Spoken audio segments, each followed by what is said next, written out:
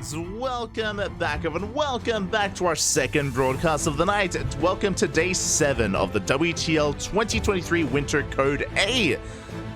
I'm your host, LiveVIP, and with me I'm joined by the lovely plushies and the people in the chat as well. Welcome. We just wrapped up with the Sparkling Tuna Cup.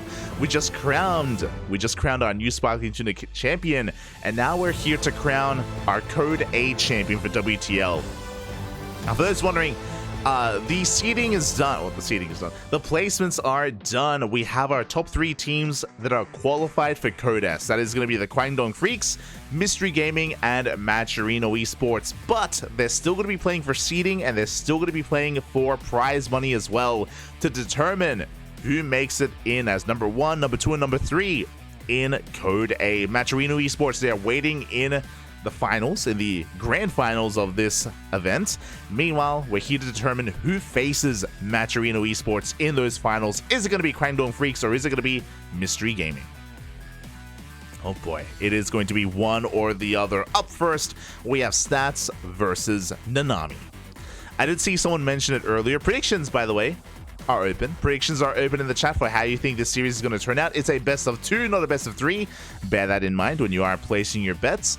And I did someone say in the chat, and I'm going to have to agree here, Mystery Gaming, they are fielding some of their lesser known players. They do not have their aces here. They don't have Bunny, they don't have Ragnarok. So I did see earlier, I did notice some of the other teams talking about how there's a little bit less weight in these matches. It was all about making it into Code S. For a lot of these teams, it was all about breaking into Code S and qualifying for the main event. And they've done it. Like, the hard part is over. So the pressure is off, and they're going to be giving, or at least Mr. Gaming is going to be giving their other players some opportunity to really get some experience. In the bottom left-hand corner for KWANGDONG Freecs, we have Stats. And in the top right, we have our Chinese Protoss player from Mystery Gaming. It is Nanami. So again, because Mystery Gaming don't have their ace players in Ragnarok and Bunny tonight, it is unlikely for them to take this series. Not impossible at all. They can still have a good showing. They can still go toe-to-toe with KWANGDONG Freecs, but it's going to be an uphill battle. And more than anything, I do feel like Mystery Gaming are taking this opportunity where it's a match with a little bit less weight on their shoulders. They want some of their lesser players to gain experience, to get exposure, and to really just warm up here, getting ready for the main event, getting ready for Code S. Because even though Mystery Gaming, even though they have heavy hitters like Ragnarok and like Bunny, it's not just about them, it's a team effort, and they do need the support of those other players to be able to have these deep runs, to be able to compete in Code S. So I do think this is, again, a good opportunity for them, and we'll see if they can go toe-to-toe with the KWANGDONG Freecs. Again, the KWANGDONG Freecs, even though they're the favorites here, a lot of their players are a little bit rough around the edges. They are a little bit, you know, again, rusty is probably the best way to put it. They're going to be fielding Stats, Sue, and Alive tonight, and again, we haven't seen too much of Alive. We saw Alive for the first time in a long time a couple of days ago, but he did struggle in the end. Did struggle against Matcherino Esports. Maybe he can have a better chance to redeem himself, to really show off here tonight. For now, it is going to be a PvP. We do have gate expands being set up for both of our players. Gases are being taken, and Stats does manage to get his Nexus up and running. Likewise, so does Nanami. Nanami with a much faster Nexus. Stats a little bit behind, but neither player has opted to throw down tech. Neither player did go for a Stargate first. It's going to be gate expand from both of them. Of course, Nanami does have a faster expansion. We'll have a slightly better economy, but only slightly, only by a couple of probes, really. And we'll see if Stats can make up for that. We'll see if he can try to punish Nanami a little bit. Here we go. Your shout to Kronos in the chat. Oh, the real Korean Annyeong haseyo. Hello, Kronos. Hello. Of course, one of our fellow KranKy Duckling Korean members. Always here to cheer for Stats. Always. And again, so far nothing too crazy. Again, Gates have been taken. Expansions are getting underway. We do have our tech of choice. Stats is going for a Twilight Council. Meanwhile, Nanami back at home still deliberating, as he has been focusing on his economy for the most part.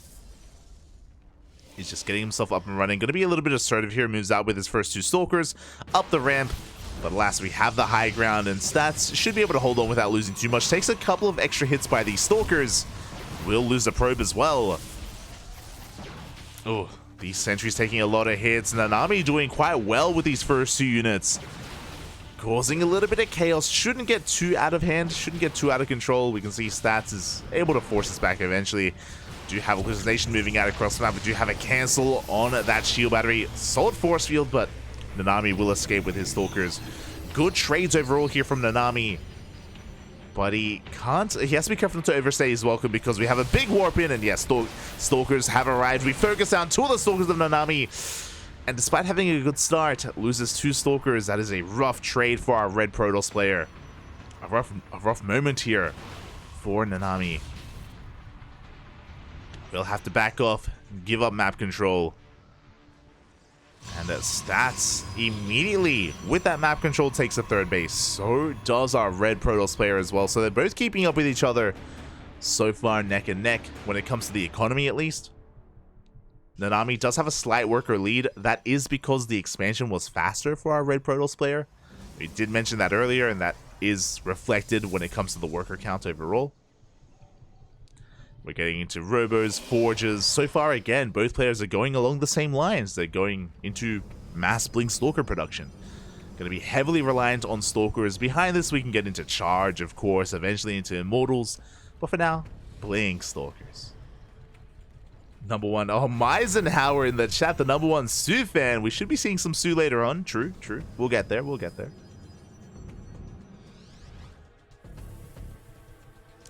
I think 1 should be number 2 in case of Sue. Smooge.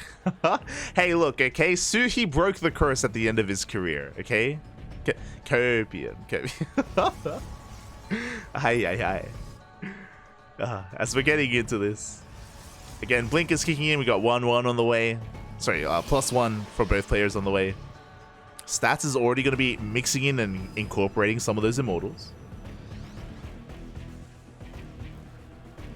I miss your tournaments. Smooch. Yeah, unfortunately we don't host our amateur events anymore. We've gotten very busy, and we cast on a daily basis. And back in the day, we used to host tournaments for Diamond players and tournaments for Masters players. It's been a while. I think the last time we hosted them was in 2022, last year. Maybe one day we'll bring them back, maybe. But they do take quite a lot of time and quite a lot of investment. Maybe one day. As Stats is moving out across the map. Hallucination coming in for another scout. Again, both players have, or at least Stats has done a great job at keeping tabs here on Nanami. 4th base on the way. So far, very macro-oriented here. Stats is at least. Big gateway explosion behind this. Nanami, it looks like, is going to be the first to be active on the map. We do have a Warp Prism on the way, so we can reinforce. We can, try to even harass into the main. But yeah, overall, a pretty passive game. Outside of the early game, yeah, we're just chilling. Getting more gateways, working towards our 4th. Getting into Charge, and yeah, so far, no major deviations yet. Outside of the Templar Archives that is finishing up for Stats to get into those Archons. On top of that, he also has Immortals, so I would say that the quality of army for Stats is quite a bit higher. But we'll see if it will come into play here. As the Prism is out, Zealots are looking to move out across the map as well. So Nanami getting ready to harass. And Stats getting ready to receive.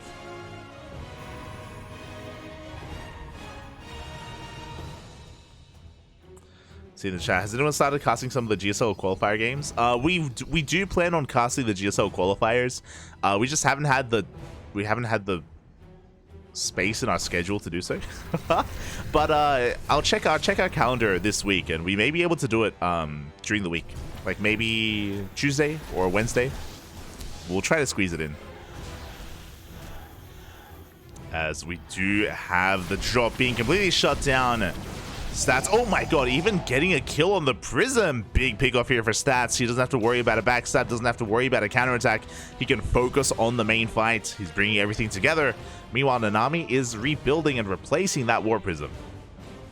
But yeah, tomorrow we're busy with ESL Open Cup Asia. But we should have a free slot available on Tuesday. I'll have to double check that. Well, we'll get into the GSLs back. Until then, Stats reinforcing with a mass amount of Zealots. Both armies are pretty comparable with each other. Stats does have a supply lead. Pushing on forward, Zealots clashing with each other. The Archons are coming in from behind. Archons for both players are putting in a lot of work. But Stats does have the higher Archon count. He melts through all those Zealots. He's breaking through in towards that natural, in towards the third. These Archons, they reign supreme. Overcharge is going to be popped. Good hold position out of Stats. He's going to be able to focus on the Archons of his opponents. And yeah, Stats, he's snowballing out of control. Just taking a better fight overall. Just having a higher quality army. Uh-oh. Stalkers did just expose those Archons. Looks like Nanami trying to get us around.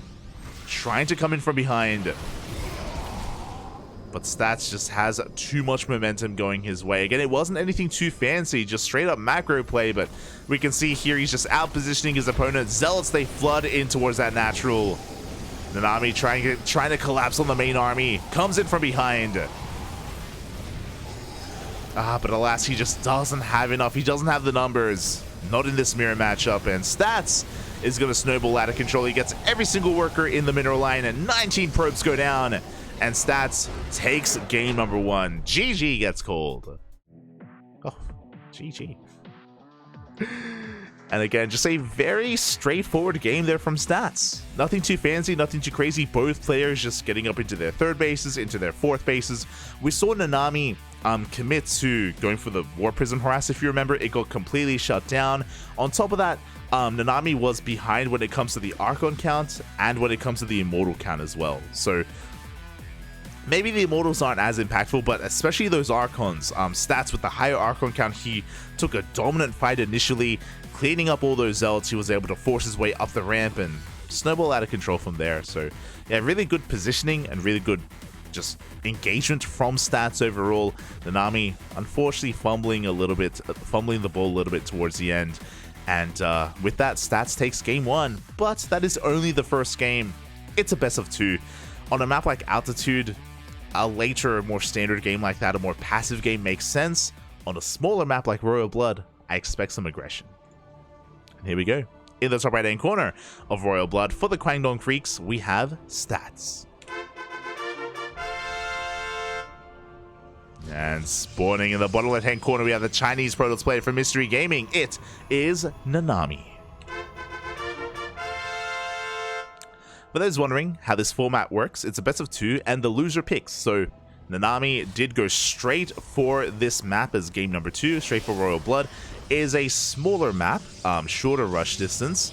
There's also the gold bases, and gold bases have been known to be taken in PvPs in this matchup, so that is a possibility for Nanami. Outside of that, we do have gate expands being set up as well. So in general, we should be seeing some fireworks earlier on. We should be seeing some more aggressive plays in general here in game 2.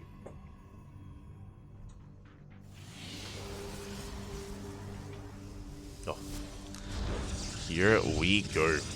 And we get to play our favorite game. With these 2 gate openers, both Stats and Nanami will be going for their initial gateway units, and we'll see what they decide to go for. Double Adept, of course, can be a lot more aggressive. It's designed to get across the map and get economic damage done. Double Stalker is a lot more solid. It's for map control more than anything, to really assert yourself and be safe. A very defensive opener would be Stalker Sentry, which is kind of what I imagine Stats would go for, but we'll see. We'll see once the Cyber Cores do finish up and what initial units we go for. Is it typically the 3 combinations we see: Double Adept, Double Stalker, or Stalker Sentry? I guess the other one is Stalker Adept, a little bit more uncommon.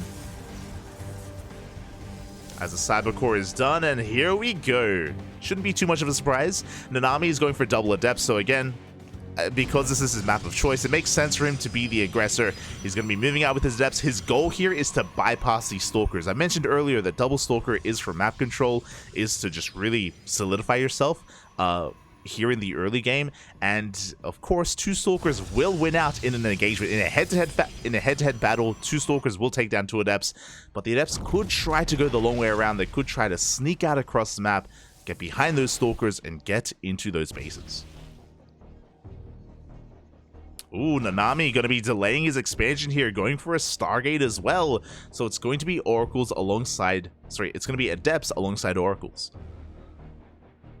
Here we go, the Adepts have arrived. They have been spotted by Stats, so he's going to be pulling back in time. Preparing himself back at home. Meanwhile, Stats, he delays his tech in favor of a faster expansion. Going straight for that Nexus. Meanwhile, as we get ready for this, a shout out to Apoptosis in the chat. Papi. Oh my god. Our second raid here, almost in a row. You've been supporting us a lot recently. Thank you so much. Shout out to Apoptosis. Again, he is a very, very prominent streamer, of course. He's been playing some D&D, playing some RPGs, is a Zerg player. Hope you had a great stream. Hope you had a great time. Thank you so much for the raid. We appreciate it, Papi. We appreciate it. Thank you. Thank you. Hope you're taking care. Hope you're taking care. Welcome, everyone. Welcome to World Team League, to WTL, the final day of Code A. Code A of World Team League. And we're here in the beginning of the KWANGDONG Freecs versus Mystery Gaming. Still really early on in the series. As the Adepts are being caught out, they're being shut down one after the other. One Adept will fall. That means that we can no longer one-shot probes.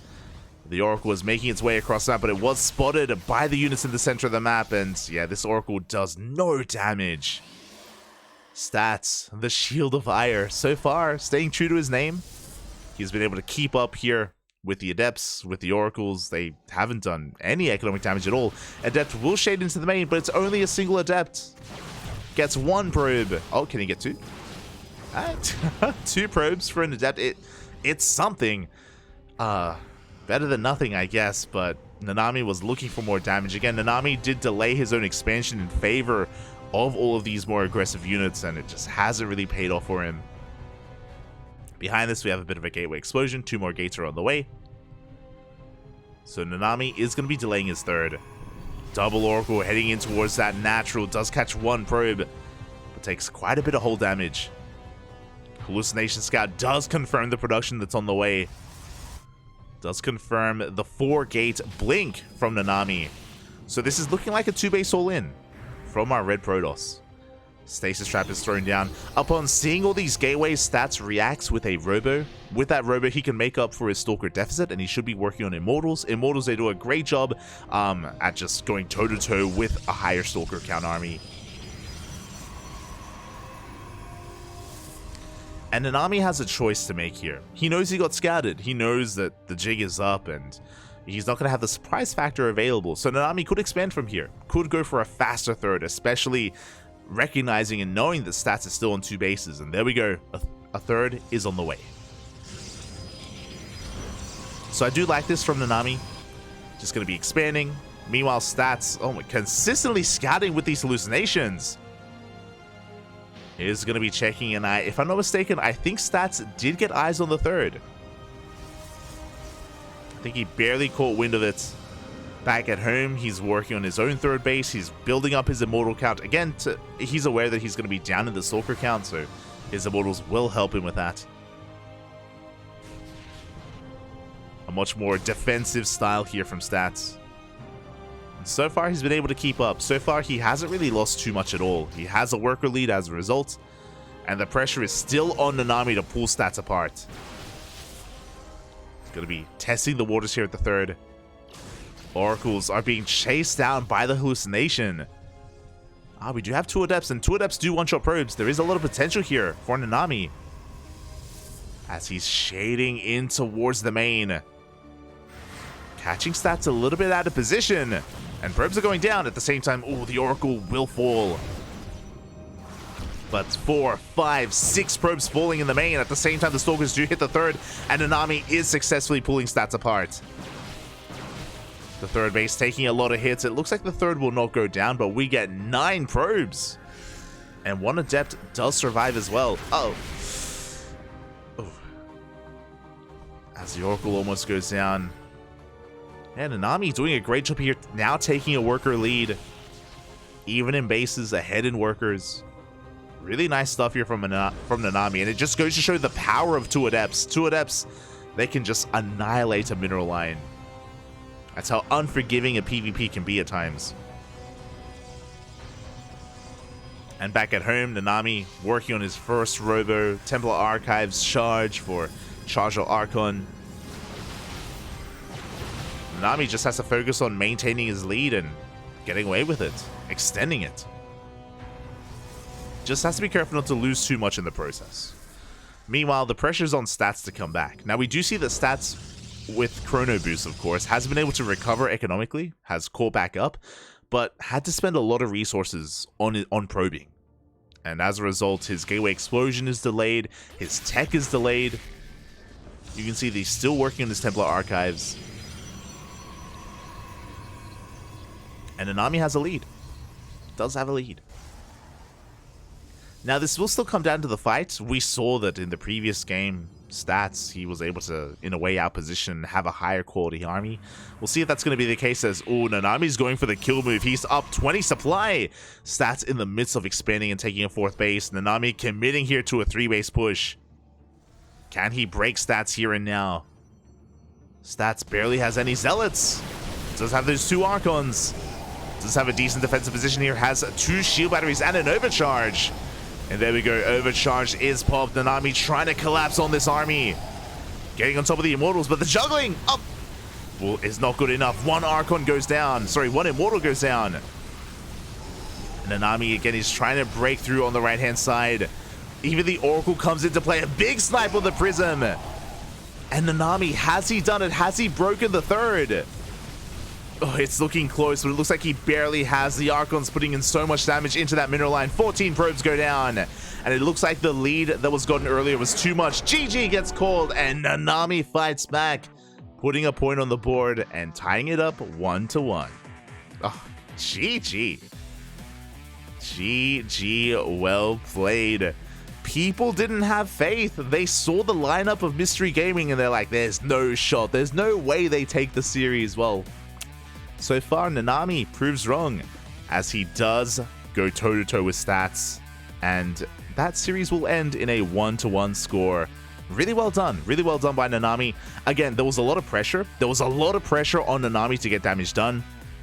We were pointing out about how he had delayed his expansion, had delayed his 3rd base, had committed to Stargate play to those Oracles, to the Adepts, and in the end, he was able to get an economic lead and to use that to just snowball out of control. Stats was unable to get a read on that, was behind economically, of course, was trying to catch back up, rushing into a 4th base while a big attack arrived, and yeah, really well done there by Nanami. Wow, and we even had a couple of predictions going for the 1-1, so congratulations to those that did win out on the prediction as we get ready for game number 2, or for our 2nd series. Up next, it's going to be Su versus SCV. Not mistaken, I believe SCV is a Chinese Protoss player. Let me just double check that. And yes, he is. SCV, of course, first came up on my radar a year ago, maybe 2 years ago, when SCV did qualify for the Challenger series of our regionals of DreamHack Asia, essentially. And yeah, SCV has been actually improving quite a lot over the past year. Has been really doing well for himself, but he's still up against arguably the ace player of the KWANGDONG Freecs. Oh boy, here we go. If you're in the chat, predictions are open. Predictions are open. Place your bets on how you think this series is going to go. Again, I'm still uncertain whether I want to say that the ace player for KWANGDONG Freecs is Su or TY. I do think that it's between the 2 of them. I do think that they're the top 2 players, and maybe on some days Su is the stronger player, maybe on other days it's TY. But alas, it is not going to be an easy series here for SCV. We'll see if he has something special to bring to the table.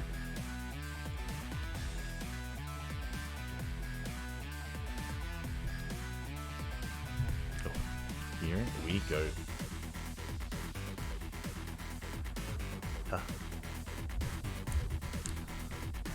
As we are just going to be getting ready for it. Game 1 is on Dragon Scales. The players just, the players just getting their lobby ready for us. And I'm sure SCV is going to be coming in prepared. I'm sure he's aware that he is coming in as the underdog in this best of 2. But Nanami has already done more than enough. Again, I do think that a lot of people had a lot more faith in stats in KWANGDONG FREECS. So this is still anyone's game.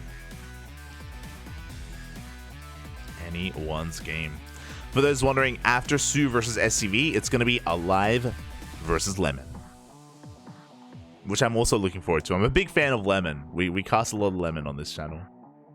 And SCV, but a lot of these Chinese, Taiwanese players, we do cover quite a lot on the CranKy Ducklings, as you can imagine. I'm just really curious to see like what kind of level Alive is in. We got to cast Alive a couple of nights ago. Sorry, last night. In a TVP against Australia, and Alive did leave much to be desired. But that was also a TVP. Like, I want to believe that Alive can show us more and bring more to the table against a Zerg. I don't think last night was really fair to Alive to really judge him too much. I want to see him thrive. I want to see him spread his wings. I want to see him show us what he's made of. So I really am looking forward to seeing some Alive later. As we are getting into this and spawning in the bottom right hand corner of Dragon Scales, we have for the KWANGDONG FREECS, Su. And spawning in the top left hand corner of Dragon Scales, we have for Mystery Gaming, it is SCV. Here we go. The ZVP is upon us, and again, Su has been more in form. When we talk about the KWANGDONG players, we talk about how a lot of them are very inactive. They're very inactive. They only play in a handful of events here and there. They play in the GSL qualifiers and like maybe a weekly tournament once a month sort of thing. But Su is more active.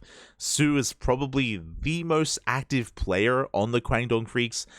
He has been playing in, KSLs and ESL Open Cups whenever he can. Maybe like once a month, maybe twice a month sort of thing. Again, he's not as active as some of these more full-time players like Ragnarok or Solar or Dark or Björn. But again, he's still very informed is what I want to say. And because of that, this is going to be a tough one for SCV. This is not going to be an easy road here. Not an easy road to victory for our Protoss player.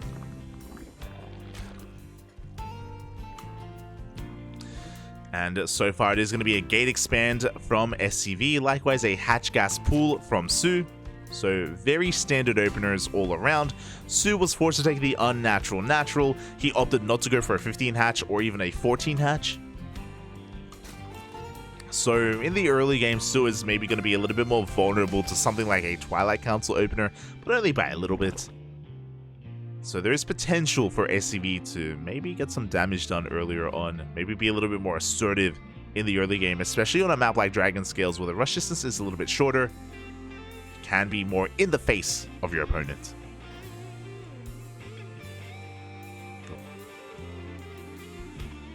As we are getting into this, again, a Stargate opener back at home for SCV, so do see a very standard follow-up from our Protoss player. I know I was bringing up something like a Twilight Council opener, but alas, that is not going to be the case. Not here. Not from our Red Protoss. Also, I just checked, and apparently we're the only English stream today. Really interesting. I know Roddy's been casting a lot of this. Not all of it, but he's been casting every now and then. I know Wardy has his own events going on. So a bit of a shame. Bit of a shame that don't have more coverage, but regardless, we're here. We're always here, Bobby. We're always here. As Udep is going to poke and prod. Just check the third base. Forced away. And again, so far nothing too crazy. The first Oracle is in production. It is going to be Oracle first. I guess it's important to point that out. As we should be getting to a second and a third Oracle behind this.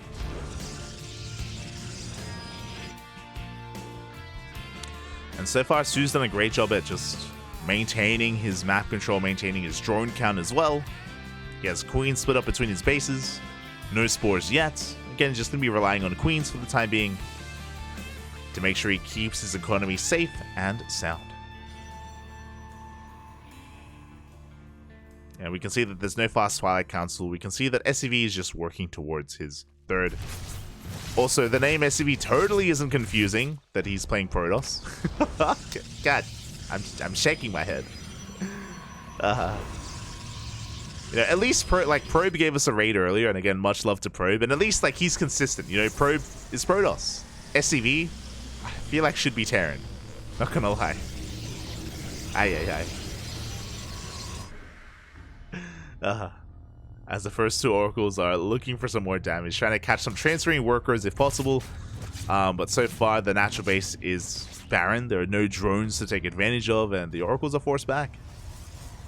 Behind this, there's a Twilight Council on the way. We should be seeing a Forge, and there we go. Forge is on the way as well, so this should be for +1 on Blink. So I assumed that SCV would have been a little bit more aggressive. I assumed that he would be more cheeky here against Su to kind of punch up and to make up for their for the difference here in notoriety.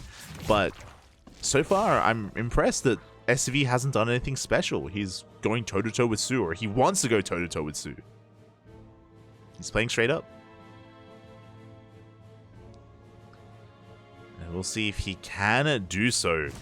Meanwhile, we have another Oracle diving in towards the main base, but no, it is going to be denied. Trying to get away with a stasis trap, but wasn't quite able to pull that off. There is no Spore in the natural.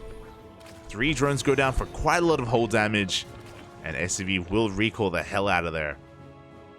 Meanwhile, it's not going to be +1 and Blink, it's going to be +1 and Charge instead. Okay, so we're going for a Charge Archon heavy composition from our Protoss. Likewise, we do see Su goes for that Evo Chamber. He's not going for +1 melee, he's going for +1 range. So likewise, instead of going for a Ling Bane Roach composition, he's going for mainly Roach Ravager. Now, this can lead into Hydras and Lurkers, because we already have range upgrades. It does more seamlessly transition into Lurker play if Su wants to head in that direction, but really he's in his comfort zone. You know, for a long time he was known for his Roach play, and that's exactly what he's going for here against SCV. Now, without Banelings, it does mean that these Zealots can get a little bit more value and can trade a little bit more efficiently, but we'll see how many Zealots he can really get going here, as Su is focusing on nothing but Roach production. He's going to be cutting workers at 3 base saturation. 69 drones, nice, is all Su has to work with, and he's making nothing but Roaches. Here we go. It's almost like a big 3 base all in here from Su. He does have a 4th base on the way, but it's only for Larva. He's going to be hitting a timing with +1 and Roach speed. Queens are focusing on that creep highway. Rocks are being knocked down. Su's still just pumping out Roaches, and I'm worried here for SCV. He doesn't realize what's going on. He hasn't seen the army. Queens are waddling across the map, and here we go. The Roaches are arriving. We have a Robotics Bay on the way. A couple of Archons, cannons. We need shield batteries. There are no Immortals, there are no Disruptors. I mean, Disruptors are on the horizon, but there are no Immortals. Yeah, this base has to be given up. There is no way for SCV to hold on. 4th base is going to be cancelled, but Su, he wants more than just the 4th. He's about to max out on pure Roach. And a couple of Queens, 3 Queens. They're doing what they can. And even though SCV has a solid defensive line at his 3rd base, Su, he ignores it. He goes straight for the natural. Queens are focusing down the Oracles. No shield battery at the natural base. Aye. And the Roaches are getting on top of the production. Looks like 1 Disruptor will arrive, but even 1 good Nova is not going to be enough. And there it is. Nova's going to be going off. It will connect, but the Disruptor does go down. And you can see the main army of SCV is just zoned away from his own natural base. The gateways are being depowered. The Robo is depowered. No more Disruptors. Stasis Trap is going to be going off, but SCV, he's up against the wall. He just wasn't ready for this all-in. Misread the situation. GG gets called. And Su will take game number 1. GG, well played. A big 3-base all-in from Su, and SCV had no idea what was going on. His Oracles had to recall back home, so he couldn't get a read on the droning or the production of his opponent. He was blindly going into a 4th base, the forward 4th as well, which is wild. And again, if he had known about the big Roach flood that was coming his way, he probably would have started Immortals earlier. We probably would have seen a second Robo and just more shield batteries, you know, defensively at the 3rd base, at the natural base as well. SCV just didn't really know what was happening, didn't know what was coming his way until it was too late. And now we're getting into our next game, Game 2 on Gressfarm.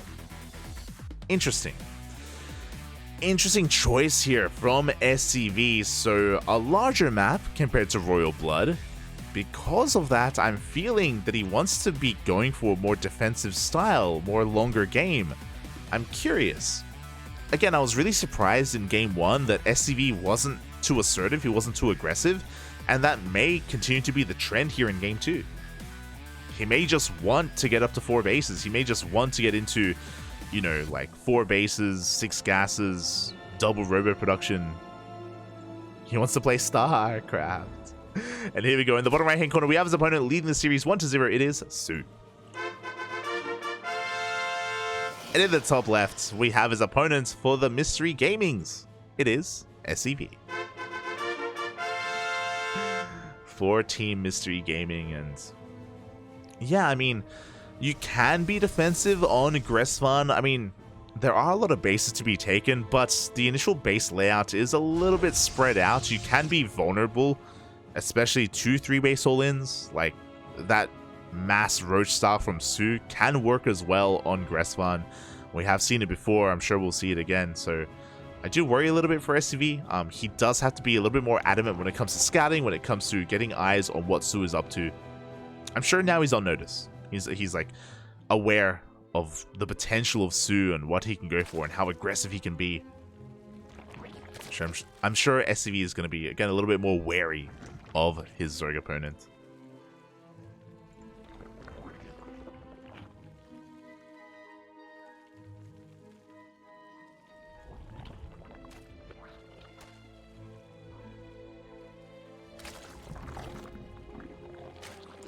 Here we go. I see Meisenhower in the chat talking about shaking off the rust. Yeah, that's the case for a lot of these players.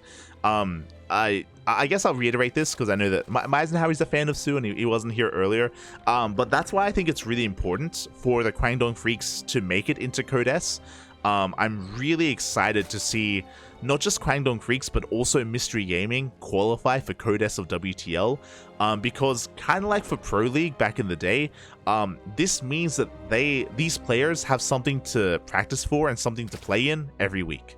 And it's even more important for even Mystery Gaming because Ragnarok didn't qualify for Code S. So Ragnarok isn't in like GSL Code S, for example. A lot of these players aren't going to be a part of that. So I do think it's important for us as fans and for the players themselves to have something to strive for, something to compete in, something to give them a drive and give them motivation to improve in as well. So really exciting to see them make it into the Code S of WTL. And because of that, we're going to be seeing more of Su. We're going to be seeing more of Alive and Armani and TY and, you know, Keen as well, Bunny, Ragnarok. They have something to play in. So yeah, really cool to see. For those wondering, these 2 teams, they have already made it into Code S. They have qualified.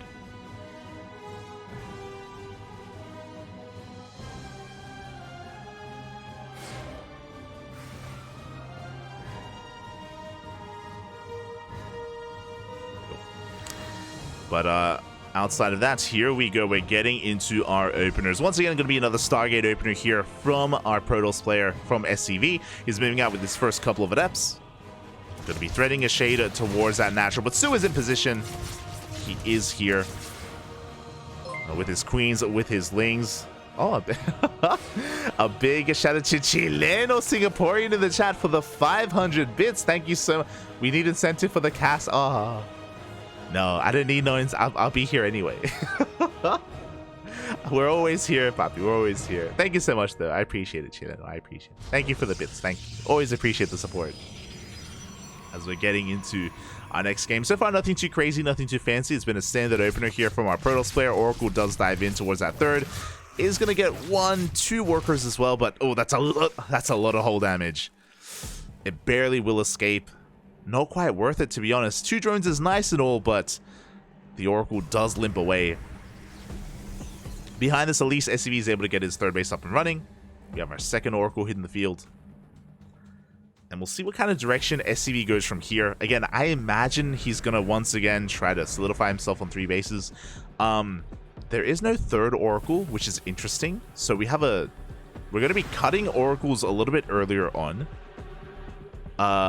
We should be seeing a Twilight Council momentarily as well. We do have gas and minerals banked up. SCV? Oh, god. Okay, interesting choice. Now the Adepts do shade in towards the natural base, and drones are going down. 3 workers in total, not too bad. Mining is denied at the natural base. At the same time, Oracles are diving into the main, and we see why the tech was delayed. I was concerned. I was like, did he forget his Twilight Council? Did he forget his Forge? The answer is no. It was intentional. We have a second Stargate and a fleet beacon on the way. We're rushing into Skytoss. We're not just rushing into Skytoss. 6 workers went down. Now, what's dangerous is that he did force out Lings. He forced out a lot of Lings, and now Su is going for a big counterattack. Going to be hitting that third base. We do have 2 Adepts in position. We do have the Oracles racing back home, and SCV should be fine. He is able to hold on, even throws down a Revelation on those Lings to keep up with them. Stargates are done. The fleet beacon is done, and we should be rushing into either carriers or Tempests. And Su has no idea. There we go. The first carrier is on the way. Now this build, I'll be honest, this build does feel a little bit janky. Like, it feels a little bit unrefined. It isn't quite lined up as well as it could have been, but regardless, carriers are on the way for SCV. And we'll see if he can get away with that. Oracles do head in towards that third base. Get a couple more drones. They maintain map control. And it's so imperative here that Su gets a scout of what's going on. Now, the lair is about to finish up. Once the lair is done, Su does have an Overlord outside the main. That should be morphed into an Overseer, and he should go into the main base to figure out what's going on. Oh, God, no! SCV overextending. Losing one of his Oracles. Oof. Gonna be rough here. Remember, what killed SCV in Game 1 was his lack of scouting, his lack of realization of what Su was doing, and Su once again is building up a large Roach army. It's possible here that Su could pull the trigger before the carriers hit critical mass and without SCV seeing him, without him scouting him. Yeah, Su is making nothing but roaches. Once again, Su, just like last game, has droned up to 68. If you remember, in Game 1, he droned up to 69. Nice. So basically, 3 base saturation. 3 base saturation from Su. He has a 4th base just for larva, and he's just massing roaches. So just like Game 1, he's amassing roaches. Overseer is going into the main, and we'll see how Su reacts. Will he just commit and try to kill his opponent? If he does, I'm sure he can, but he's going to have to throw down a Hydrogen or a Spire, and there we go. The carriers have been revealed. Only 2 carriers, but we're about to have 4. There it is. Spire is thrown down, and Su is committing to his Roach attack. Now this, like, oh my god, he even cancels the 4th. With his Lings alone, he cancels the 4th base. This Roach army should be able to break the 3rd. But Su, instead of maxing out on Roaches, he's droning. He knows that regardless, even if he denies the 3rd base, he's not going to be able to kill his opponent. So he needs to get ready for a longer game. He's droning. Again, Spire is on the way. We're making more Queens. Su is getting ready for a big carrier counterattack. Now, because he was setting up a 3-base all-in, it does mean that Su is actually not in the best economic position. He has a lot of droning to do. He has a lot of catching up to do in the economy. So, honestly, SCV's in a pretty good position. He got scouted, so these carriers won't kill Su. They won't end the game. But the game will go on, and as a result, SCV, he's got 80 workers, he's on 4 bases, he's getting he's getting shield batteries and cannons and disruptors. SCV's looking pretty solid. And again, Su, he invested so much into these roaches and they haven't done anything. This is dead supply, essentially. Those roaches, they could have been drones, they could have been a stronger economy, a faster economy. As Su has now maxed out. Corruptors are on the way. No upgrades yet. SCV has a chance. He does have a chance in this game to bring it all back. Queens are being brought forward. That's a lot of queens. This is going to be a pretty potent attack from Su, so he's going to be consolidating his army.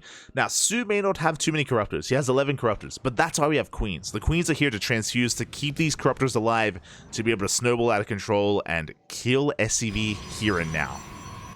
Here we go. The army is encroaching upon the bases of SCV. Queens have arrived. Don't have any creep for transfuse, unfortunately. Big stasis trap. Oh, that's going to be force fielding the ramp, actually. Oh my god. Massive stasis trap is going to be buying so much time. Su trying to push up this ramp, but it's so awkward. Big Nova goes off on those roaches. The queens can't engage. The corruptors can't push in. There we go. The stasis does run out, but another massive Nova will connect. And SCV is taking a massive fight. Yeah, the Archon's going to town on those corruptors. Delta going for a big counterattack across the map as well. And SCV dominates this fight. He shuts down the roaches, shuts down the queens. He's going for a big counterattack. And Su is in a lot of trouble. He's making 30 roaches. 30 roaches are in production. He's trying to reproduce as many queens as he can. I do think that SCV could have counterattacked. He has a recall available in case things get hairy, but SCV, he's not feeling too confident. He's going to back off. He's waiting for his upgrades. He's waiting for Blink, which, to be fair, is a pretty important upgrade. But he is giving room here for Su to remax and rebuild. Su, he's still in this. He has a roach army, a standing army.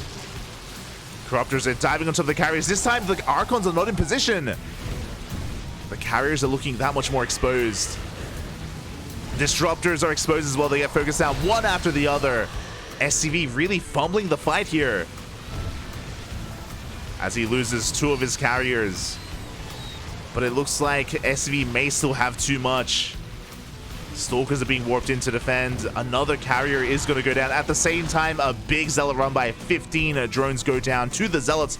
The Roach Warren is exposed. So even though Su had a really good fight, it may just not be enough. His economy is crippled. He's down to 56 workers. SCV has 92. he has too many probes. He's up to 94 workers. Still making more probes, by the way.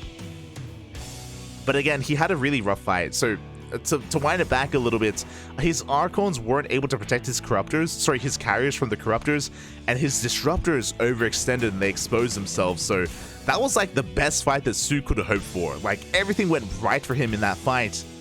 But his economy is non-existent. Su doesn't have a good economy right now. Doesn't have upgrades. He just lost his Roach Warren, so he can't make any more roaches.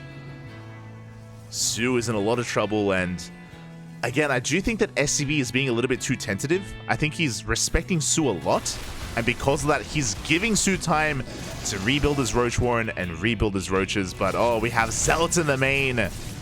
Su is still being pulled apart. War Prism is going to be shut down, but we have the main army of SCV laying siege upon this third base. Hatchery will fall down. Carriers are exposed. We don't care about the carriers, not anymore. It's all about the ground army. As one carrier will barely survive. Zealous wreaking havoc in the main. Su down to 51. We're up to 100 probes. He has 100 probes. This is hurting him more than helping him soon. Like, a maxed out army from the Protoss isn't really going to be that impressive. Regardless, you know, he's got a good economy. We got to give him that. He's going to be rotating over towards the center of the map instead. Still focusing on Stalker production. Roaches are coming in. They do get on top of one of those Disruptors. A good start to the fight here for Su. Carrier on the ropes, on the run. Honestly, I would love to see continued carrier production. Like, we only have one Corruptor. Like, there's not a lot of anti-air. I do think it would be wise to go back into Skytoss. Regardless, now we have more than just Stalkers. Big Nova goes off. Oh my god. Archons have arrived, and this is going to be the last stand of Su, his final army, as he does not have an economy to sustain himself. SCV popping off, Mystery Gaming popping off. We saw them take a game off of Stats earlier. We saw Nanami pop off against Stats, and here we go. GG gets called. SCV takes game 2 against Su. Let's go. GG, well played. Oof. Mystery Gaming fighting back hard here. SCV looking strong. And again, a lot of this is just because Su was, if you remember, he was blindly going for his 3-waste all-in again. Once he realized that he was 3-wasting all-in against carriers, he had to switch gears. But he was already he had already invested so hard. He had already cut workers. He already made so many roaches, and he had to transition out of that into a follow-up all-in, which was 11 corruptors and his queens. And that fight, the first fight, could not have gone better for the Protoss. Remember, a massive stasis trap on that ramp, force fielding the ramp, forcing the roaches to funnel into disruptors, and we saw massive purification overs, massive connections. SCV had an amazing fight, and he snowballed out of control. Very well done by our Chinese Protoss player. And now we're getting into our third best of 2, and I'm concerned for the KWANGDONG Freecs. Alive has been looking a little bit lackluster recently. Alive struggled last night. We casted him for the first time in a long time. In a very long time, we casted Alive versus Estrella, and Estrella looked dominant. But how does Alive look against a Zerg player? Now, I'm assuming it's Zerg. For those who may not be familiar with Lemon, we cast Lemon a lot on this channel. Lemon is a race picker. He is GM with Terran, Protoss, and with Zerg, and he does switch between them from time to time. So I'm not entirely sure what race Lemon is going to be playing. I'm assuming it's Zerg, but we'll see. We shall see. As Lemon has competed in DreamHack as all 3 races, and I'm waiting to see what it's going to be, and it's going to be Protoss. Okay, there we go. It's going to be a TVP. Predictions are open in the chat. In the bottom left-hand corner, we have 4 KWANGDONG Freecs Alive. And in the top right, we have for Mystery Gaming, the red Protoss player. It is Lemon. So predictions are open in the chat. I was just waiting to see what race was going to be chosen. And of course, it is Protoss. Liquipedia has him listed as Zerg. I don't blame Liquipedia because Lemon does switch from race to race. Ash in chat, Lemon's mostly playing Protoss recently. There you go, there you go. Is mainly playing Protoss. Here we go.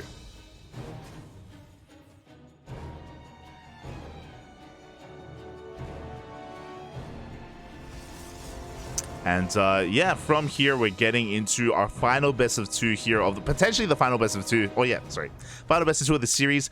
If this goes 1-1, we have an ace match. We have a best of 1 ace match between the KWANGDONG Freecs and Mystery Gaming. Are we going to go the distance, or will it end here and now? Again, Alive was struggling last night against Estrella, but Estrella is the best player in North America right now. Like Estrella, he is a beast of a player. Not too sure if Lemon can really compare too much to him, but you know, we'll see what he brings to the table. Already trying to be a little bit annoying. Alive going for an economic opener, going for a Rax Expand, going for a single gas opener, and he's being delayed quite a bit here. Oh, a lot actually. Look at how many minerals we have banked up. Ay, ay, ay. A big delay on that expansion for Alive. He almost had 600 minerals by the time he threw that down. So a nice little win here for Lemon already. Nice little win. Back at home, he is going to be setting things up, going for his own gate expand.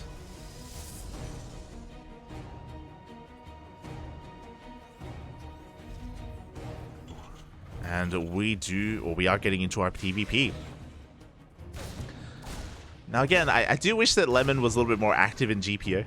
I do wish we got to see more of him. But he's going for a Twilight Council opener. Here we go with this. It should be Blink on the horizon for our Protoss player. Looking for map control, looking to be assertive. We'll see how many gateways get thrown down with this. Meanwhile, Alive is just poking and prodding with his Reaper, trying to get a read on the tech and the opener of his opponent. As he is looking for a way in. So far, everything's looking pretty normal from Alive, pretty standard. We have a 1-1-1 follow-up into Widowmine, I imagine into a Mine Drop. So nothing too fancy from Alive.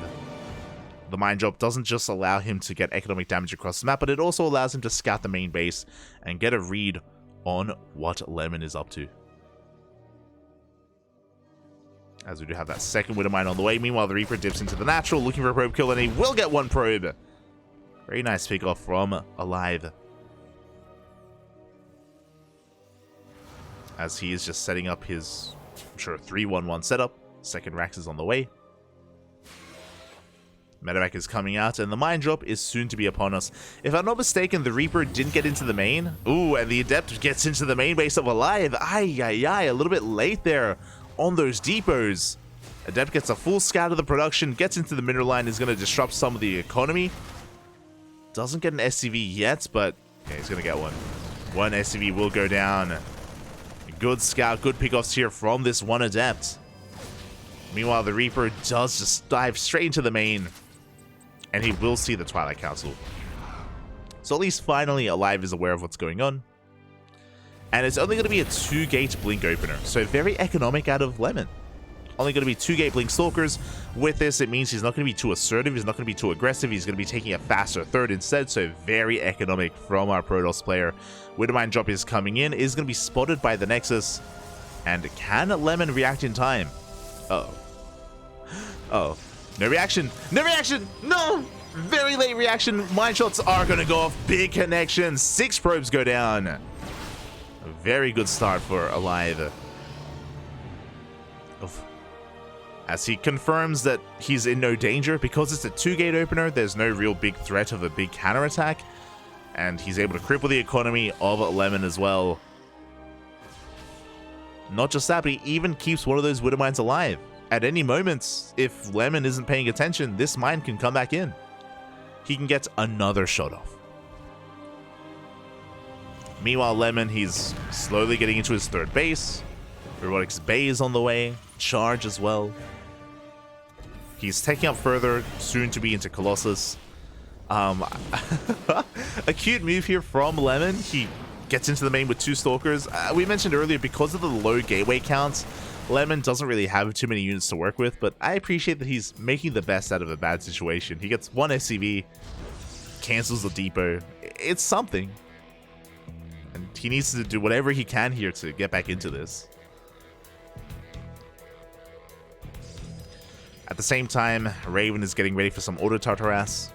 Ooh, scan in the main, I think, does get a snipe on that observer. As the Raven comes in and probes are going down. 2, 3 probes. Very nicely done here by Alive. Just maintaining control of his opponent's economy. And we can see Lemon just building up towards his Colossus. And he's got a lot to build up towards. Oof, got a pretty big gateway explosion as well. Of these 3 bases, he only has enough economy to really sustain a single robo for now, but soon we should be getting into a second robotics facility here once we get the 4th base up and running. As Lemon is attempting to stabilize.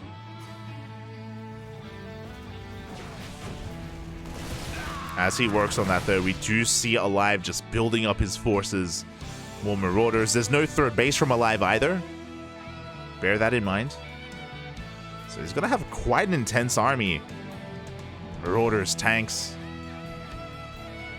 And when he does pull the trigger, he's going to hit like a truck at that 3rd base of his opponents.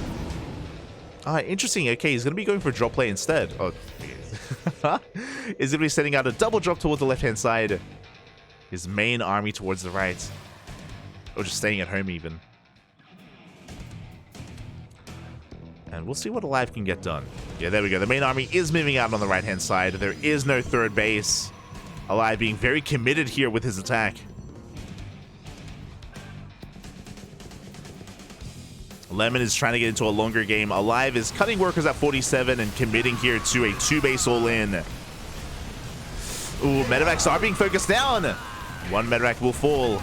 But here comes the main army. The Colossus are looking very exposed. One of them does pull back in time.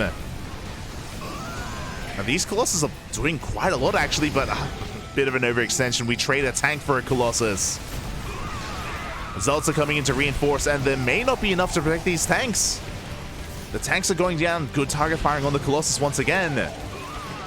But it does feel like Lemon is holding on. Oh, I spoke too soon. I spoke too soon as the second Colossus falls. There's only one left. Only one Colossus remaining. 9 probes go down. Again, Alive is all in with this. But with the Stalkers coming in, it looks like another tank goes down. Lemon, he's barely holding on. Remember, he has 4 bases. He's up 2 bases compared to his opponent. He blinks with 4, takes down the final tank. And Lemon, he's holding. He is holding. Oh my god, as he almost gets that last medevac as well. Once again, he has to be very careful not to overextend. Oh, the Colossus does pull back in time. Lemon's crazy. He's going for double forge right now. He needs to warp in, Papi. We need to warp in as much as we can. Alive is committed. Alive has no backup plan. No third base. No expansion. No workers. No SCVs. It's all or nothing for Alive.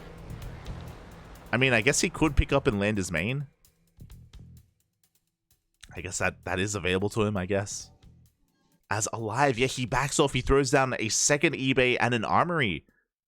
And he throws down a third base on location. This is a late third from Alive. He's down 2 bases this entire time.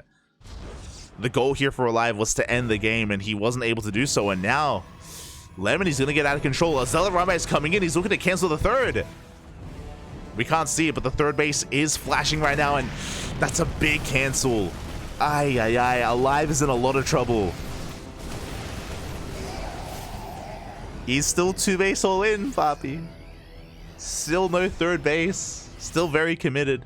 Now, again, he still has a pretty terrifying army. And we have seen Alive struggle a little bit at times when it comes to engaging. So, sorry, we have seen Lemon struggle at times when it comes to engaging. So Alive can still pull this off. This auto turret gets a couple of probe kills in the natural. Here comes another massive army from Alive. A lot of Marauders, 2 tanks.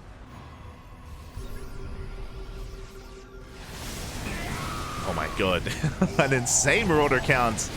We do have a couple of Disruptors available. Big Zealot run by across the map, but that means we don't have the Zealots back at home to defend. And it looks like this Nexus is going to go down. Big pickoff here for Alive. But the Zealots across the map, they're getting out of hand. They're busting into the natural. Uh-oh. Alive, I mean, Alive was already all in, but now his economy is going to be even more crippled. At the same time, he drops into the main base. He's trying to pull apart the attention of Lemon. Diving into the main, getting into the mineral line. Overcharge is popped. Oh, but this is going to be a big loss here for Alive. He's going to be throwing away so much supply. At the same time, he goes for the third. Back at home, everything is on fire. We force a recall, and the recall will complete. The Disruptors! Not the best recall. The Disruptors go down. They were exposed once again. But it does feel like Lemon is cleaning this up.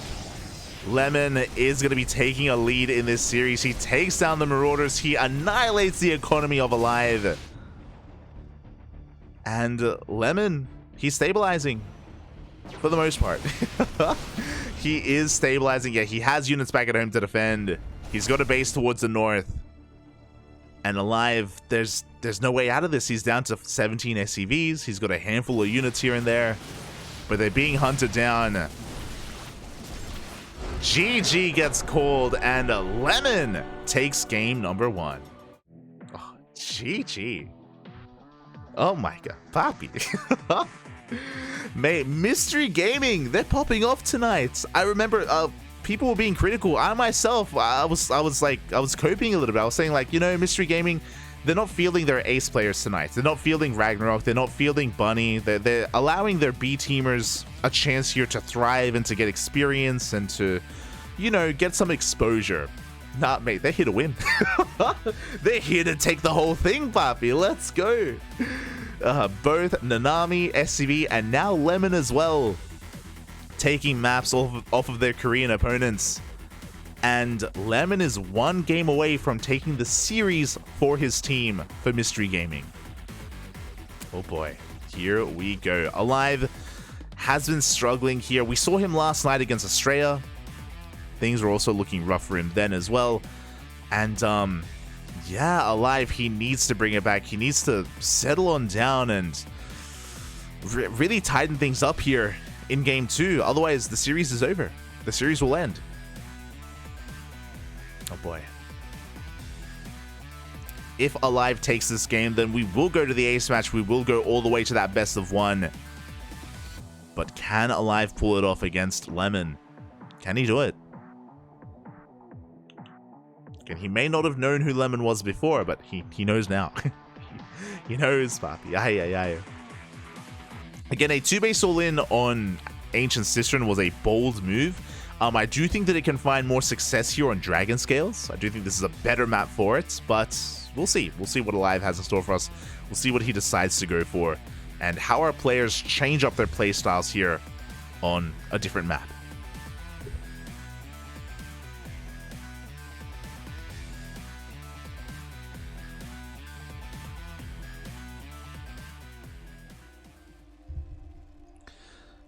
Here we go. Spawning in the top left-hand corner down in this series. He needs to bring it back here and now. It's the South Korean Terran player for KWANGDONG Freecs. It is Alive. And spawning in the bottom right-hand corner, we have his opponent. We have the Taiwanese Protoss player. It is Lemon for Mystery Gaming. Oh, hello, Mr. SCV. Alive, he has had enough. We have an SCV being sent out across the map, and we have a proxy Rax being thrown down from our Terran player. Now, it's only one Rax. He's not doubling down. He's not committing to any kind of major cheese. It's not a proxy 2 Rax or anything like that. It's only a single Rax for a Reaper. The SCV from here can also head towards the natural and throw down a bunker to disrupt the economy of the Protoss player. This is just a way to get an economic lead early on. This is not designed to kill the Protoss. This is designed to cripple and to, get ahead in the economy. So here we go. As the Rax is about to finish up, Probe Scout is moving out across the map for Lemon, trying to get a read on what's going on. There's that first Reaper, and the SCV doesn't go for the natural. Okay. So there isn't going to be like a bunker incorporated either. Just going to be a straight up Reaper. And my eyes are on that SCV. Mate, are we going to throw down another building? This SCV is suspicious. Okay, as the SCV is coming back in, heading towards that natural. Meanwhile, the probe across the map does confirm that the Rax is missing, and Lemon is taking it seriously. He does have a Zealot on the way. SCV does come back in, and the Reaper is going to wreak havoc in the main base. One probe already goes down. Good pickoff. He wants a second. Wants another probe if possible. The Reaper taking a lot of hits. Good control so far out of Lemon. Going to be preserving his units, but a second probe will go down. Stalker does arrive and will shut down the Reaper, not before a third probe falls, so pretty good. No! That was a kill on the bunker. The bunker was thrown down at the natural. The bunker was not cancelled, by the way. We were looking at the units lost tab, and the bunker was killed by the Zealots. Ay, ay, ay. That suddenly doesn't make it worth it here for Alive. That is a big mistake for that bunker to go down. So actually, those 3 worker kills not as ideal for our Terran player, as Lemon does hold. So yeah, that is a little bit brutal. Behind this, we do have a 1-1-1 setup, which is also scouted. So a very delayed expansion for Alive. This is looking like a 1-base all-in. Yep, it's gonna be a 1-base all-in from Alive. We have an armory on the way, and for the most part, Lemon knows. For the most part, Lemon, he saw that there is no expansion, there is no CC. He didn't see the armory, so he's not fully aware of what's going on, but he's aware enough to be safe and be defensive. We have a shield battery on the way. Of course, the Rax has been spotted. And this mine drop is so committed. So with the armory, it means detection is required. Detection is required to clean up these Widow Mines because Lemon knows how late the expansion is. We have a Void Ray on the way, which I think is a wise choice. The Void Ray is a great defensive unit this early on, but no detection yet. We're going to need an Oracle at some point. We're going to need an Oracle for Revelations. 2 Reapers are diving into the main base, looking for some more probe kills. And they're going to get them. 2 probes go down. They get a full scout as well. They confirm the Stargate. They get eyes on the Void Ray as well. Very important scout. But we need a detection, and there it is. We have an Oracle in production. Now, how many mines are coming out? That's going to be the next question here. As Alive is expanding, it's a late expansion. Again, there's a lot of pressure. There's a lot of onus on these mines to get damage done. Just because of how long he's been stuck on one base. Here we go. You have a mine drop going into the main. 2 Widow Mines in total. The Oracle is out. But the Oracle is moving out across the map. It's not back at home. 2 shield batteries being set up at the natural, so he's taking this very seriously. No reaction! No! No reaction. Massive mine shots. 13 probes go down. And we need detection. The Oracle doesn't turn around, Papi. Oh, he doesn't know. He thinks they escaped. No shot. He thinks the Widow Mines are still in they're in the medevac. They're going to reset. Is this how it ends? Is this how it all ends, Papi? As we get a couple of SCVs across the Widow Mines, they will reset and get even more damage done. Another 8 probes fall. Lemon. Too much damage.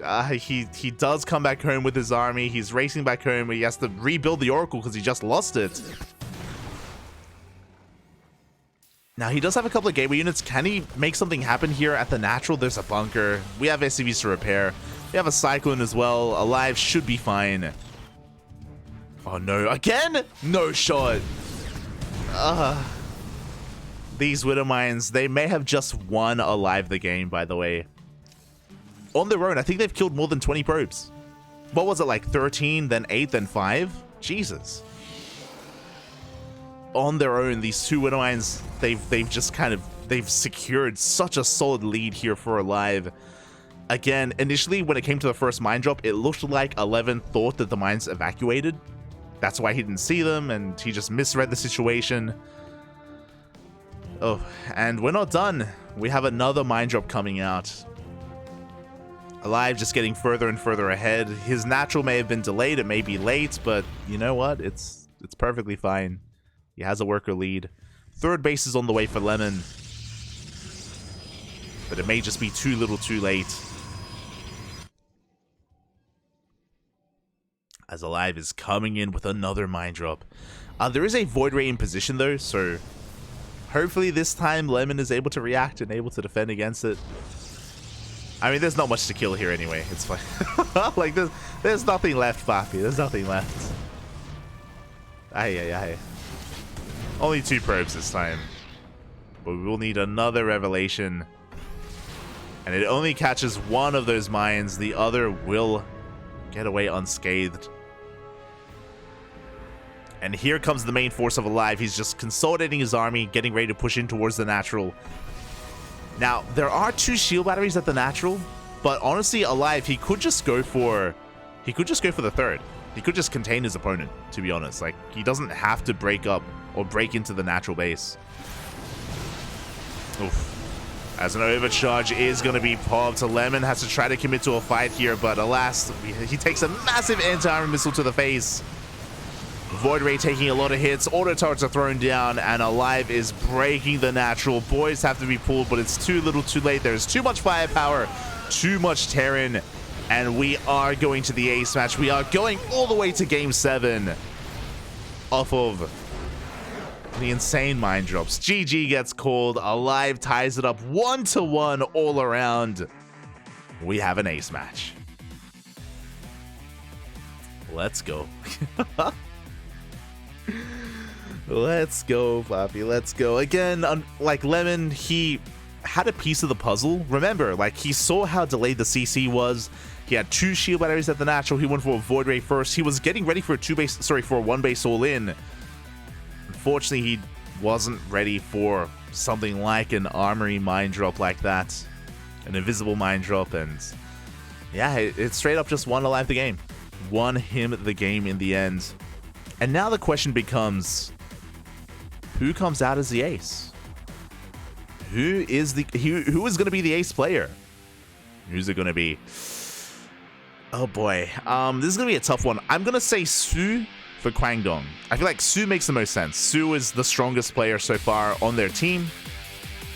I do think that it would make the most sense to bring him out here on Gressman. I know that like all the Kwangdong players, they all lost games, obviously, but I think Su makes the most sense. If Mystery Gaming can accurately read the Su pick, who do they send out? Who do they send out to meet him, to try to snipe him? If can he be sniped? Do we get a game 3 between Su and SCV? I feel like we're going to be seeing a Protoss. I feel like we're going to be seeing a Protoss player from Mystery Gaming. But it's not up to me. It's up to the teams to decide on who they want to bring out. Meanwhile, I am getting the ace match predictions going.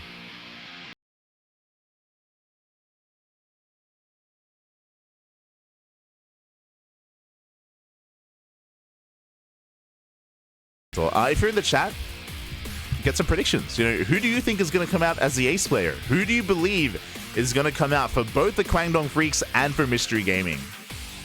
Let's hear it. Let's hear it. Last time I've seen Alive was DreamHack 2017. Alive has been more active than that. Oh my god! Oh! The aces are here! Bunny! Mystery Gaming! Bunny was lying in wait and he's coming out! Let's go, Bobby, let's go. Bunny versus Keen in a TVT. Oh my, what year is it? Let's go. Oh my god, out of left field. Predictions are open. Place your bets. Who do you think is going to take it? This is going to be a tough one. A TVT between Keen and Bunny. I do think that they're pretty comparable. They're pretty comparable in skill. I think I maybe give the edge to Bunny. I think I maybe give the edge to Mystery Gaming. But in a best of one, anything can happen. Anything can happen.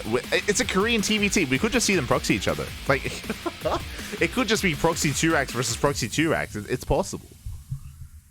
Oh my god. Predictions are open. Place your bets. Place your bets in the chat for who you think is going to take this. And how you think this is going to go.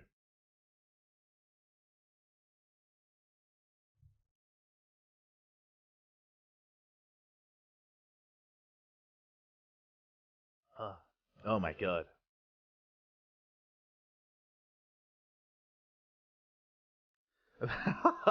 Bonjour, Bobby. Bonjour has arrived. I am. There you go. There you go.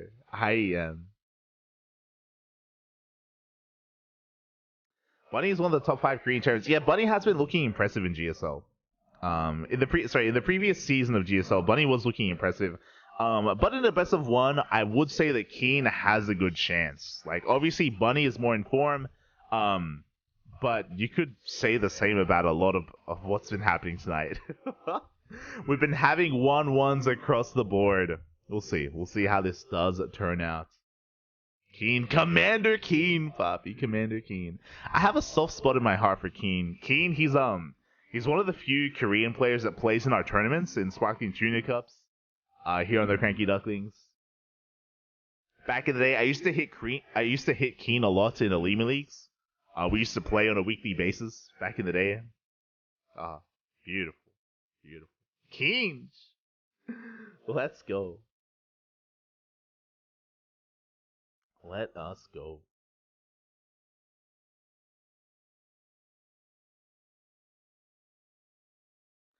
If it's a draw, do they regame or do they pick another ace each? I think they regame. It would make sense if they regamed if it was a draw.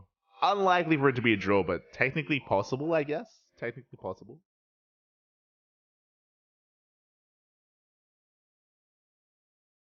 But yeah, predictions are about to close, so make sure you get your bets in. Oh, pretty neck and neck actually, 50-50. Or 44 and 56 for the Kwangdong Freaks and for Mystery Gaming. Oh boy. Here we go. And we are getting into this, and spawning in the bottom right hand corner of Grass Farm, we have the blue Terran player. For the Kwangdong Freaks, it is Keen. And in the top left hand corner, we have his opponent for Mystery Gaming, it is Bunny. Here we go, the final game of the series of this best of 7 to determine who moves on to face off against Matcherino Esports in the next round. Is it going to be Keen? Is it going to be Bunny? Is it going to be Kwangdong Freeks or Mystery Gaming? It all comes down to this. What I will say is that thankfully, no proxy Raxes. Ah. The Raxes are at home, Barbie. They're at home. So we're not going to be having a short game. We're not going to be popping off early on. We're getting into a more standard early game here between our two players as they both get into double gas geysers. So very safe standard play here. No one is being economic with this double gas opener. We should be seeing Raxes into factories. Here we go. I think I might have seen a live in some place after IEM 2017, but the important thing is that people look it up. Yeah, like, I remember Alive in early Legacy of the Void, like, he was looking so good. Like, I think Alive back then was pretty comparable to Cure. Obviously, I know that Cure did have, like, one win, which was, I think it was a Red Bull event. I think Red Bull DC, if I'm not mistaken. But Alive, he was always, like, in the middle of the pack. He was always overshadowed, but, like, he had moments of brilliance. He had, like, these big moments where he would pop off and take down, like, these heavy favorites as well. A lot of love for Alive, a lot of love. Big fan, big fan.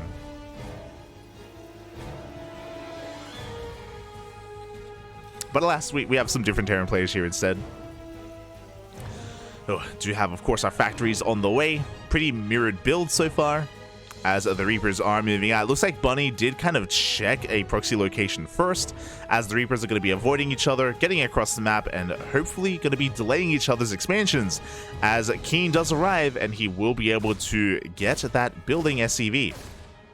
Ooh, as the SCV will go down. Likewise, across the map, Bunny also goes straight for the main base instead of the natural, which means Keen will have some better progression on his expansion. Keen taking a slight lead. Very nicely done. Reaper will get the hell out of there. This was a risky maneuver from both players. Neither one wants to get either of their Reapers caught out. But Keen will delay the expansion and he gets away with his own. So a nice lead here in the early game for our Terran player. For our blue Terran player, I should say. As we're getting into our 1-1-1. The other big difference here is that Keen is continuing Reaper and Hellion production. He's going up to, I want to say, 3 Hellions and 5 Reapers, so he's going to have a pretty robust army. Bunny, he's going to be skipping the initial Hellion and Reaper aggression, and he's going straight into a Cyclone. The Cyclone is a very powerful defensive unit, but there's going to be a big opportunity here for Keen to snowball out of control. Basically, Keen is going to be trying to rush into the natural and snowball out of control, get on top of the Hellion, ideally get on top of the Cyclone as well, and he can get out of control. We'll see. As we have just another wave of Reapers on the way, and then soon Keen is going to be moving out. Behind this, Bunny setting up for a Cyclone drop. I believe that's his second Cyclone on the way, alongside that Medevac. But again, Keen has more firepower. A lot of it will depend on whether or not he can get on top of the Cyclone. If the Cyclone goes down, then Bunny will lose control of his natural, and here we go! He's diving on in, good target firing, and the Cyclone will fall. Keen has too much. He busts into the natural base. The Marines do arrive, though, just in time. And Bunny will hold on. But that was a scary moment. That was a scary moment. The Marines that were in the main base getting ready for a drop, and thankfully they do rotate on over. But because Bunny just lost the Cyclone, that means that this drop isn't anywhere near as potent. He only has a single Cyclone in this drop. Otherwise, it should have been a double Cyclone drop. Ooh, does almost get caught out by Keen. Keen able to keep up, able to shut down the aggression here of Bunny. So far, a really nice movement here from our Terran player. Getting some damage done on that Medevac as well. Ooh, overextending a little bit, though. Keen has to be careful. He has to respect the army here of Bunny. as Bunny makes a third Cyclone. And with that, he should be able to take a fight here. He cleans up the Marines. And again, Keen did overextend. Oof. Takes down one of the Cyclones, but will lose his own in the process. A big win here for Bunny as he can keep on pushing. Keen back at home. He's got a tank, but he doesn't have a lot to protect it. He lost all of his Marines. He's only got a handful of Marines remaining. One Cyclone gets into the main base. Oh, and this is getting out of hand. This is becoming a little bit too much. Autotart's going to be able to buy some time for some reinforcements. But SCVs are falling. 4 SCVs go down. The tank has to unsiege and come on over, and yeah, this Cyclone is just kiting its heart out. 4 workers. Bunny takes a worker lead. Even gets, oh god, the lock-on! The Raven! Raven goes down. Big pick-off as well for Bunny, and he's just pulling Keen apart. In the early game, Keen had the advantage. Keen was putting Bunny on the back foot, but now suddenly he's down 5 SCVs. On top of this, Bunny has a faster third. We do have some Autotard harass, which is getting some damage done. Second Autotard gets thrown down as well, and oh my god. Suddenly, Keen, he evens up the worker count. Does even up the worker count, but no, he's going to lose his second Raven. Ay, ay, ay. Things were almost looking better for Keen, but he didn't just lose one, he lost both Ravens, and that is devastating. So when it comes to the bread and butter of TVT, it's all about tanks. In a way, it's all about tanks. Ravens help make up for that, though. Ravens, they allow you to break entrenched positions, they disable tanks, and they help make up for a tank deficit as well. For Keen to lose both of his Ravens is actually pretty massive. And I would say that Keen is in a pretty terrifying position. He's down in workers. Bunny, he's up a third. Like, his third is on location. Keen still doesn't have his own, and yeah, I would say that Bunny has a lot of potential with his army, with his push, when eventually he moves out across the map. Now, there is a lot of pressure on Keen. I don't blame him too much. He's sending his third Raven across the map. Very expensive losses here for Keen if he loses it. But there is a lot of pressure on him to get economic damage done. So I understand the logic behind sending out another Raven. But if he loses it, it's just not worth it. Oh boy. And I do think he is going to lose it. I mean, we have Vikings available for Bunny. Yeah, the Raven is going to back off. The Vikings do get in position. You can see Bunny, he's hunting for that next Raven.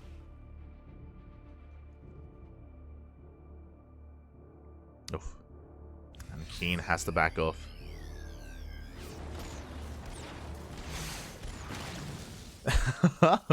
Solid disable, able to barely keep that Raven alive, but again, it just hasn't really been able to do too much here at all.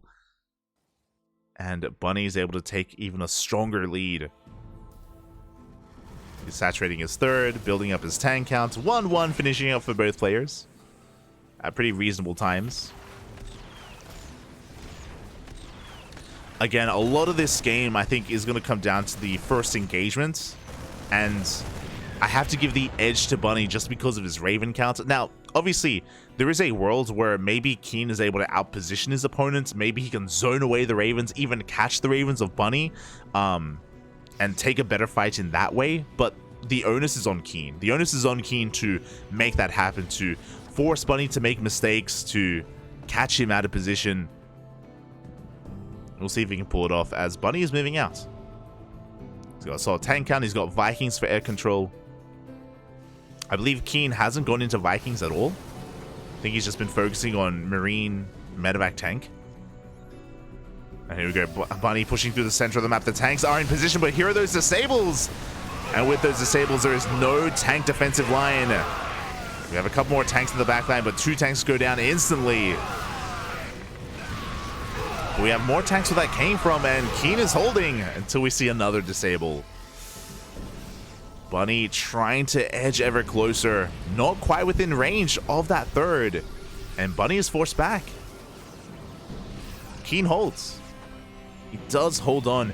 It was a costly hold. What's important is that in that fight, Bunny didn't lose any Ravens and he didn't lose any tanks. Oh my god, I speak too soon! Oh! Medevac goes down. 2 tanks go down as well. Big pick off here for Keen. He gets a Viking as well. Oh my god. Very opportunistic here from Keen, but very nice pickoffs. He gets 2 tanks. He's fighting back. He's still behind. He's still up against the wall. He's still punching up.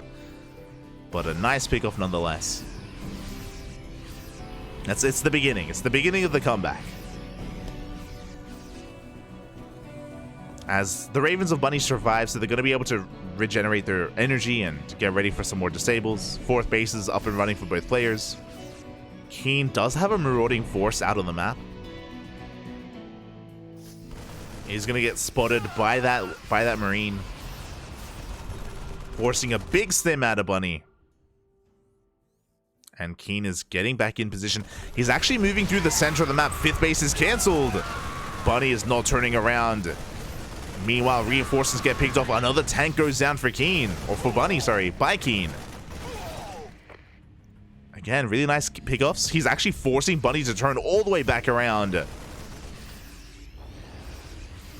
And this is what Keen has to do. These guerrilla tactics. Just picking off unit after unit whenever he can. Just a tank hero there. A medevac hero there. As he's just threading the needle. Going in between the bases. Once again, forcing Bunny to respond. And here comes the main army of Keen. Who is the first to siege? Who is the first to react? Keen has been spotted. Where are the disables? There we go. Disables on only 2 of those tanks, but it looks like Bunny still has too much. He takes down the Marines, and he's going to be able to doom drop on top of the tank line here of Keen, and this is going to be just too much of a loss, as Keen is losing almost every single tank. Oof. Again, it's so difficult to fight when your opponent has disables and you don't. Despite the pseudo surround, it still was not enough. And Bunny takes another fight in his favor. He once again keeps his Ravens alive. Pushing on forward, maintains his Viking lead. And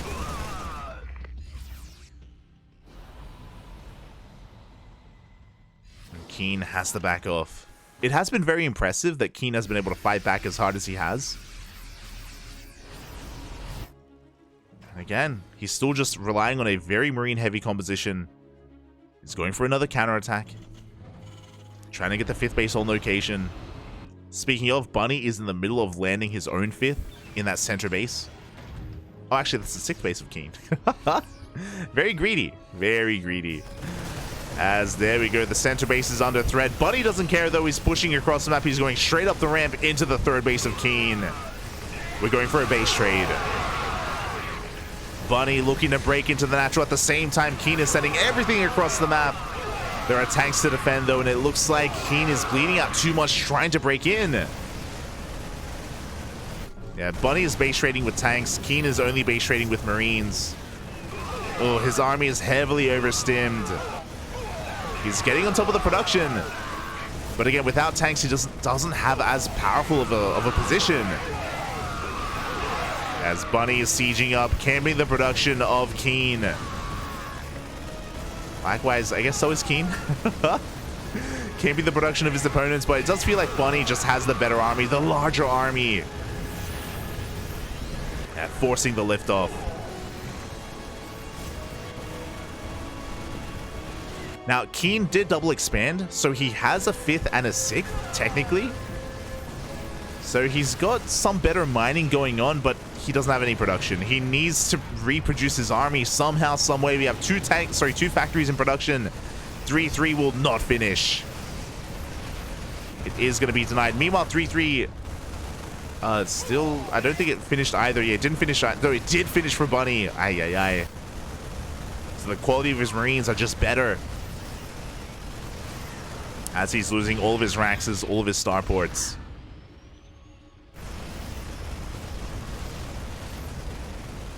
And yeah, we're just entering a really weird place. Bunny does scan the south, and he does find one of those bases, finds a planetary here of Keen. Now, the advantage here is that Keen does have production. Like, he is making an army, he's remaking his Marines. Meanwhile, more armories are going down. Bunny heading towards the northern portion of the map, looking to take down some of these planetaries. He has tanks. Yeah, planetary is under fire. Yeah, and it's going to be too much. GG gets called. Bunny just had the better army overall, had such a massive lead from the early game, and Bunny will take the ace match, and he wins it all for his team, the Mystery Gaming.